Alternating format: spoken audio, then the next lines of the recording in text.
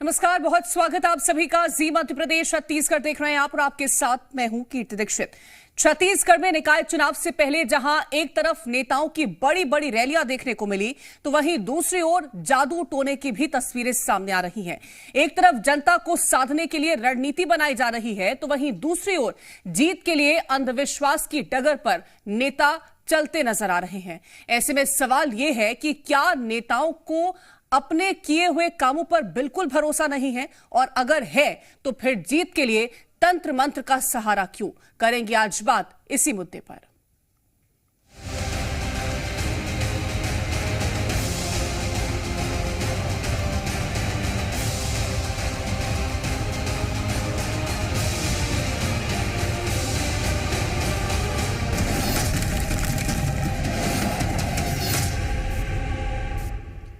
सबसे पहले आपको निकाय चुनाव से पहले सियासतदानों का प्रचार प्रसार दिखा देते हैं। कैसे अंतिम 3 दिनों में नेताओं ने पूरी ताकत झोंक दी है और एक दूसरे पर तीखे शब्द बाणों का इस्तेमाल किया जा रहा है। ये रिपोर्ट देखिए।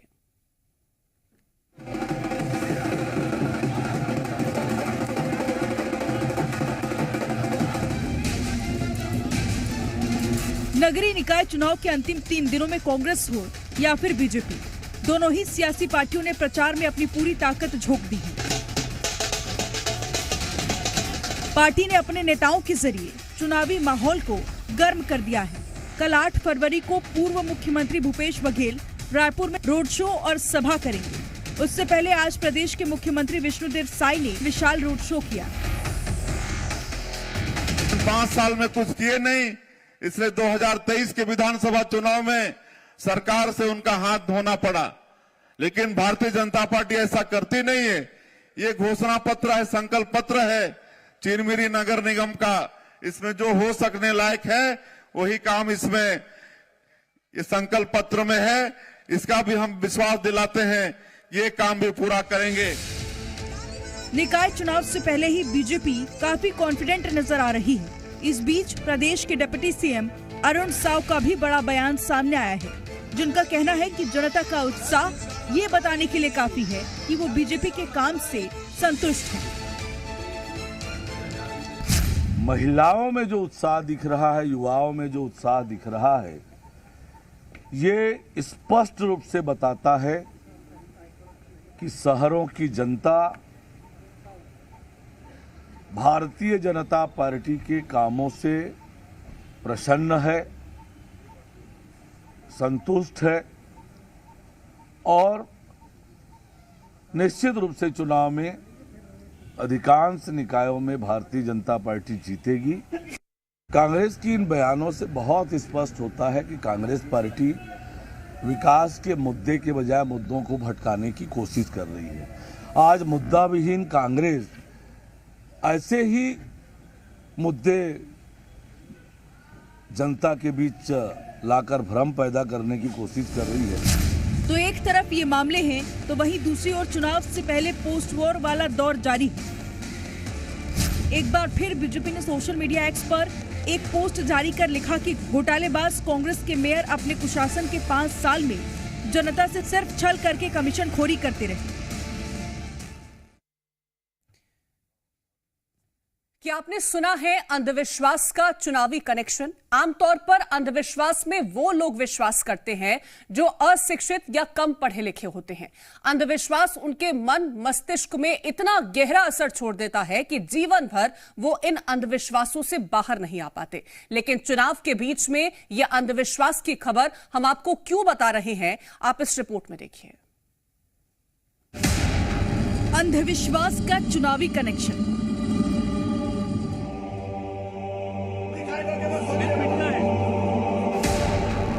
तंत्र मंत्र से सिद्धि, चुनाव से मिलेगी प्रसिद्धि।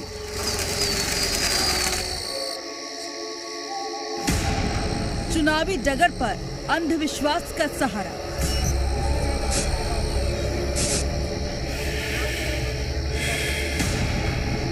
वोटर को लुभाएंगे, जादू टोने से जीत जाएंगे।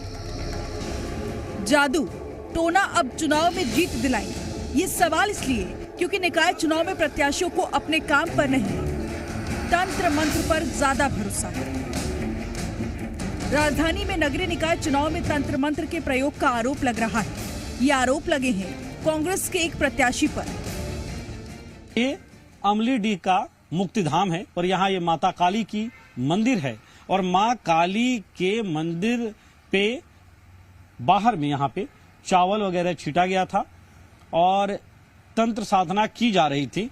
यही पास में ही चूंकि मुक्तिधाम है और जहाँ पे शवों को जलाया जाता है, मतलब अंतिम संस्कार किया जाता है, दाह संस्कार किया जाता है वहां पे, और वहीं पे लकड़ी रख के तंत्र साधना किए जाने की शुरुआत हो रही थी। बीजेपी प्रत्याशी के खिलाफ शमशान में तंत्र मंत्र किया जा रहा था। जानकारी मिलने के बाद मुक्तिधाम के पास स्थित काली मंदिर के करीब लोगों ने जमकर हंगामा काटा। यहाँ रात्रिकालीन में उसको आने का अधिकार किसने दिया? और जिसका नाम ले रहा है वो अपने प्रत्याशी के लिए ही करवा रहा है। ये हमारा आरोप है। तंत्र मंत्र की विद्या कर रहा है और तंत्र मंत्र विद्या करके अपना चुनाव जीतने की कोशिश कर रहा है। इसलिए वो दो तीन बार कोई विकास नहीं करता वार्ड में, फिर भी वो जीतता है। ये बैठक का काम करके तंत्र मंत्र करवा के अपना चुनाव जीतता है। एक तरफ ये मामला है तो वहीं दूसरी ओर अब इस पर जुबानी हमले भी तेज हो गए हैं। तंत्र मंत्र का प्रयोग करके किसी दूसरे पक्ष को नुकसान पहुंचाना, मुझे लगता है ये कोई सही तरीका नहीं है। कितना लोग मानते कितना नहीं मानते इस पर मैं टिप्पणी नहीं करना चाहता, लेकिन यदि हम किसी में रुकावट पैदा करना चाहते हैं, किसी दूसरे तरीके से करना चाहते हैं, तो मुझे लगता है ये बहुत ठीक नहीं है। अपनी आस्था के हिसाब से पूजा पाठ करना, देवी देवता कहलाना, गुप्त नवरात्रि चल रही है, बहुत सारे लोग देवी मंदिर में जाते हैं, काली के मंदिर में जाते हैं, पूजा करते हैं। तो इसको इस प्रकार से बोलना कि कैसे चुनाव प्रभावित होगा भाई? किस प्रकार से चुनाव प्रभावित होगा? भारतीय जनता पार्टी चुनाव को भटकाने के लिए कोशिश कर रही है। भारतीय जनता पार्टी बुरी तरीके से पूरे प्रदेश में चुनाव हार रही, सिर्फ एक वार्ड का सवाल नहीं है। चुनावी मौसम में आप अलग अलग प्रचार और जनता को साधने का तरीका तो देख ही रहे हैं, लेकिन जो काले जादू से जीत की मनोकामना वाली तस्वीरें सामने आई वो वाकई हैरान कर देने वाली है। सवाल यही कि क्या अब नेताओं को अपने काम पर इस कदर भरोसा नहीं रहा कि वो जादू टोने के सहारे ले रहे हैं। ब्यूरो रिपोर्ट, जी मीडिया। और हमारे साथ संवाददाता सत्यप्रकाश रायपुर से जुड़ गए हैं, गौकरण यदु बेमेत्रा से हैं और अनूप अवस्थी हमारे साथ जगदलपुर से जुड़ गए हैं। सबसे पहले सत्यप्रकाश, आपके पास आना चाहूंगी क्योंकि इस चुनाव में हमने कई तरह के वार पलटवार देखे। चुनावी सभाओं के दौरान हमने वार पलटवार देखा, सोशल मीडिया पर एक दूसरे के खिलाफ पोस्टर जारी करके वार पलटवार देखा, और अब जीत के लिए इस तरह से ये अंधविश्वास की एक और नई तस्वीर निकल के सामने आई है, जहां बीजेपी का कहना है कि वो आस्था पर सवाल नहीं उठाते, लेकिन अब जीत के लिए ये जो तरीके अपनाए जा रहे हैं, वही दूसरी तरफ कांग्रेस का यह कहना है कि यह सिर्फ मात्र पूजा पाठ था।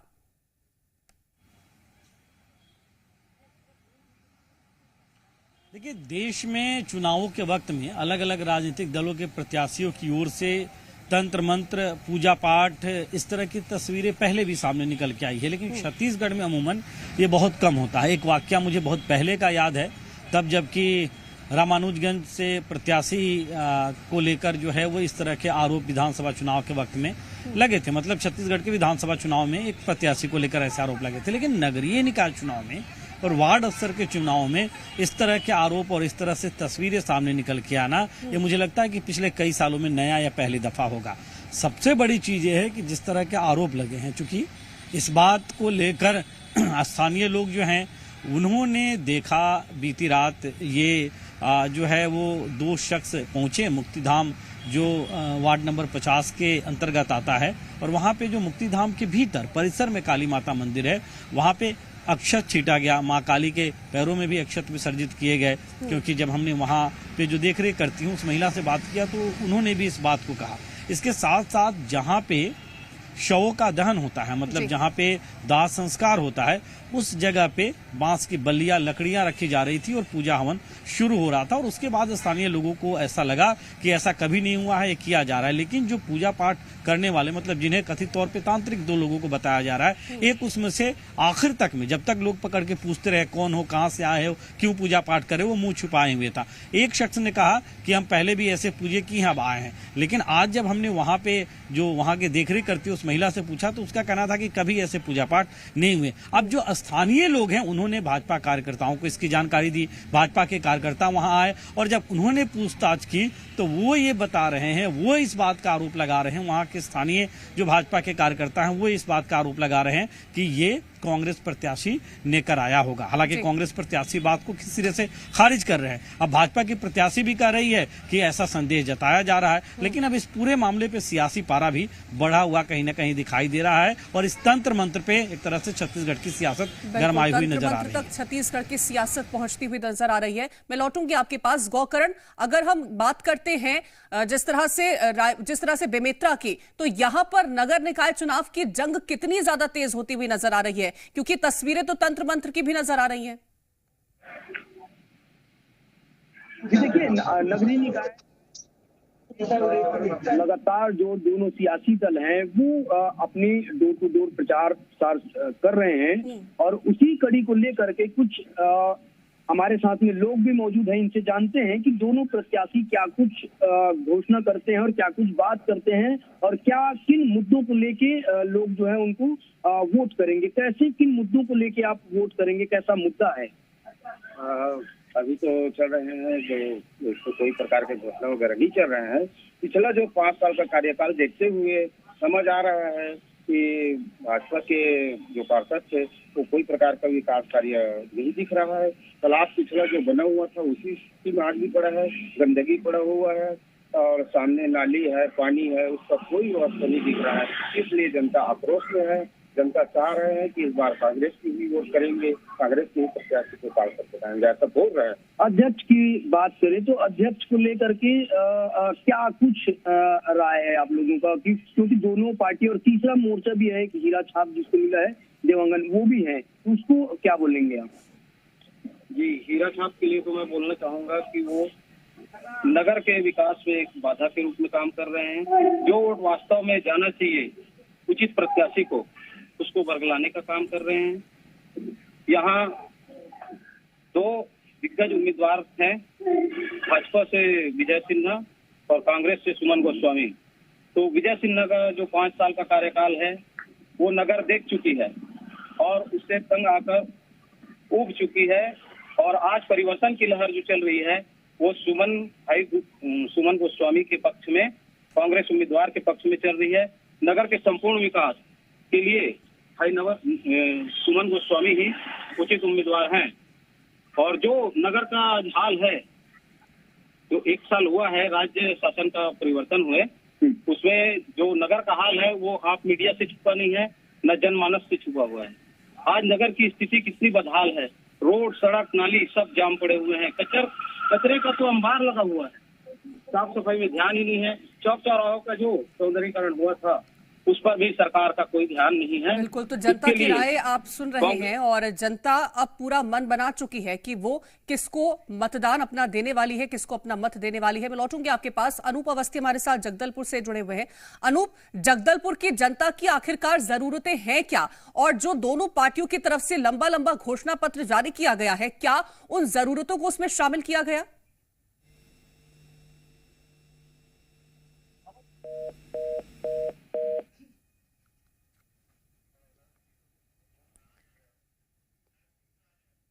कांग्रेस ने भी जारी किया, लेकिन ये समझना होगा कि आखिर जनता क्या चाह रही है, ये जानते हैं। आम लोग हैं यहाँ पर कुछ मौजूद हैं। भैया, आप क्या सोचते हैं, कौन सी पार्टी के वादे पे आपको ज्यादा भरोसा है?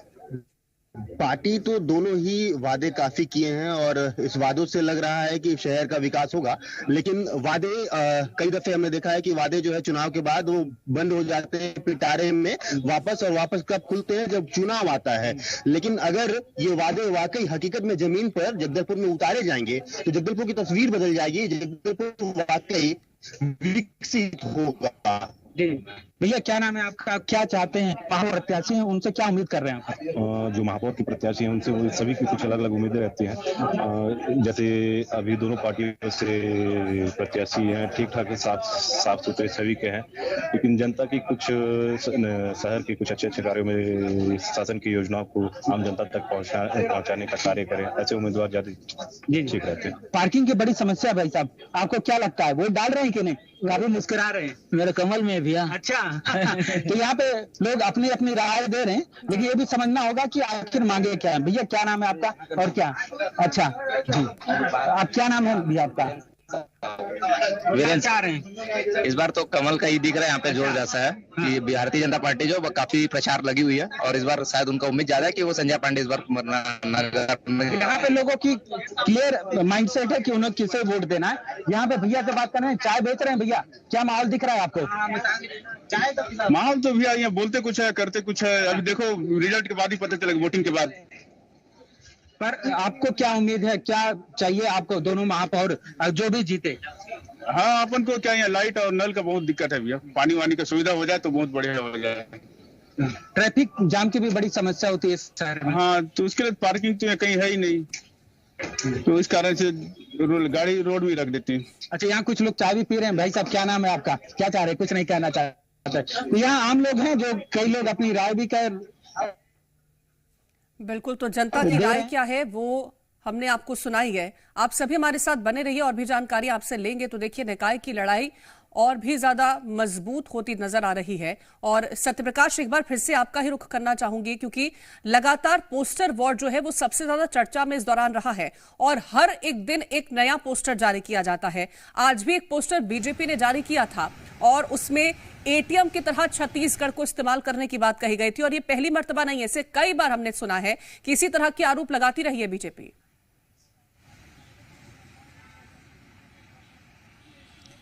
देखिए, भाजपा भ्रष्टाचार और परिवारवाद इस नगरीय निकाय चुनाव में इन दो मुद्दों को लेकर ही जनता के पास जा रही है। भ्रष्टाचार पिछली कांग्रेस सरकार के दरमियान की या नगरीय निकायों में कांग्रेस के महापौर रहे हैं नगर निगमों में, तो उस पर आरोप लगाते हुए, और परिवारवाद का आरोप जैसे बिलासपुर में कांग्रेस प्रत्याशी के लिए लगा रहे हो तब, या रायपुर में कांग्रेस प्रत्याशी के लिए लगा रहे हो तब, या कुछ और जगहों पे ऐसे। तो ये दो मुद्दे को लेकर जा रहे हैं और लगातार ये देखने को मिल रहा है कि बयानों के साथ साथ सोशल मीडिया पोस्ट के जरिए भी पोस्टर, कार्टून पोस्टर पोस्ट करके भी भारतीय जनता पार्टी ऐसे स्लोगन और कैप्शन देकर जो कैचिंग हो, लोगों के मन तक अपनी बात, लोगों तक अपनी बात पहुंचाने की, वोटर तक अपनी बात पहुंचाने की कोशिश कर रहे हैं। और एक तरह से भ्रष्टाचार और परिवारवाद, इन दो विषयों को ज्यादा मुद्दा बनाते हुए इस तरह के पोस्ट सामने निकल के आ रहे हैं। तो रोज कोई न कोई कार्टून पोस्टर जारी कर रही है भारतीय जनता पार्टी और उस पोस्टर के जरिए कांग्रेस पार्टी को घेरने की कोशिश कर रही है। हालांकि कांग्रेस पार्टी ने भी पोस्टर जारी होता है और एक दूसरे पर आरोप लगाने का प्रयास यहाँ पर दोनों ही पार्टियां करती नजर आती। फिलहाल बहुत शुक्रिया आप सभी का तमाम जानकारी पहुंचाने के लिए। और निकाय चुनाव के दौरान सियासी पार्टियां अलग अलग तरह से प्रचार करती नजर आ रही हैं और इस बीच एक अनोखा तरीका राजधानी रायपुर में देखने को मिला, जब जुम्मे की नमाज के बाद प्रत्याशी अपने अपने पर्चे देकर नमाजियों से वोट की अपील करते नजर आए। देखिए हमारे एसोसिएट एडिटर रुपेश गुप्ता की यह रिपोर्ट। ये चुनाव प्रचार का आखिरी समय चल रहा है, 2 दिन के बाद प्रचार थम जाएगा। इस बीच में जो प्रत्याशी है वो पूरा जोर लगा रहे हैं। इस वक्त जुमे की नमाज गौसिया सुन्नी हनफी मस्जिद में अदा की गई है और इसके बाद जितने नमाज करने के बाद लोग बाहर निकल रहे हैं, उनसे आप देखिए कि एक तरफ भारतीय जनता पार्टी के कार्यकर्ता और नेता हैं, प्रत्याशी हैं, और यहाँ पे आने की वजह क्या है? हमें उम्मीद है कि अब हमारे मुस्लिम भाई भी हमारा साथ देने वाले हैं। आने वाले समय में मुस्लिम परिवार भी हमें आशीर्वाद देगा और बहुत ही अच्छे ढंग से जो मोदी जी का विश्वास है लोगों पे, चाहे वो मुस्लिम हो, हिंदू हो, क्रिश्चियन हो, सिख हो, सब पे वो प्रचंड बहुमत से जीतने का हमारा सफल होने वाला है। तो ये देखिए, तस्वीरें देखिए कि किस तरह से जो नमाज है, नमाज अदा की जा रही है। नमाज अदा करने के बाद तमाम जो नमाजी हैं वो बाहर निकल रहे हैं और कांग्रेस और भारतीय जनता पार्टी, उनसे जो कार्यकर्ता हैं, जो प्रत्याशी हैं, वो डायरेक्ट यहाँ पे मिल रहे हैं और अपने लिए वोट मांग रहे हैं। ये तस्वीर बड़ी दिलचस्प है क्योंकि ऐसी तस्वीरें कम ही देखने को मिलती हैं। कैमरामैन राकेश के साथ रुपेश गुप्ता, जी मीडिया, रायपुर।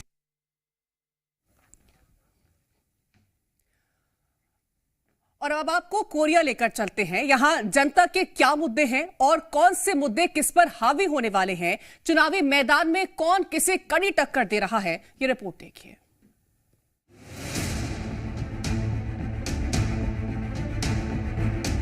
निकाय चुनाव के बीच जी मीडिया आपको अलग अलग नगर निगम, नगर पालिका और नगर पंचायत का हाल बता रहा है। इस बीच आज आपको कोरिया जिले के खोगापानी नगर पंचायत का हाल बताते हैं, जहां बीजेपी और कांग्रेस में कड़ा मुकाबला देखने को मिल रहा है। दोनों ही दलों के प्रत्याशी डोर टू डोर जन संपर्क कर मतदाताओं को लुभाने में जुटे हैं। सबसे पहले आपको क्षेत्र के मुद्दे बता देते हैं। पानी, बिजली, सड़क, शौचालय, सफाई।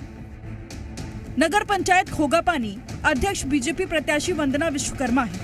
वहीं क्षेत्र की विधायक रेणुका सिंह ने बीजेपी प्रत्याशी के प्रचार की कमान खुद अपने हाथों में ले रखी है। वह लगातार सभाओं और जनसंपर्क कार्यक्रमों में भाग ले रही है। बीजेपी की ओर से स्थानीय विकास को मुद्दा बनाया जा रहा है।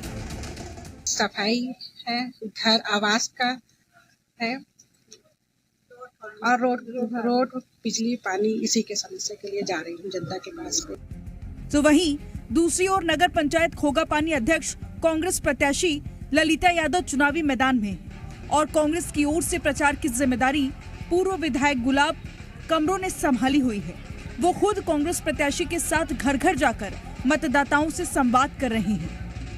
बिजली की, पानी की, रोड की ये सब समस्याएं सब दूर किया जाए और जनता के बीच जाके सबकी समस्याएं सुनी जाए। नगर पंचायत के चुनाव में पानी, बिजली और सफाई जैसे मुद्दे जनता के गुस्से को बढ़ा रहे हैं। कई मतदाता नेताओं की वादा खिलाफी से नाराज हैं और बदलाव की बात कर रहे हैं। अब देखने वाली बात होगी कि जनता अपने मताधिकार का प्रयोग कर किसे विजयी बनाती है। नगर पंचायत खोगापानी में इस बार सत्ता परिवर्तन होगा या बीजेपी की वापसी होगी, इसका फैसला तो चुनावी नतीजे ही करेंगे। ब्यूरो रिपोर्ट, जी मीडिया।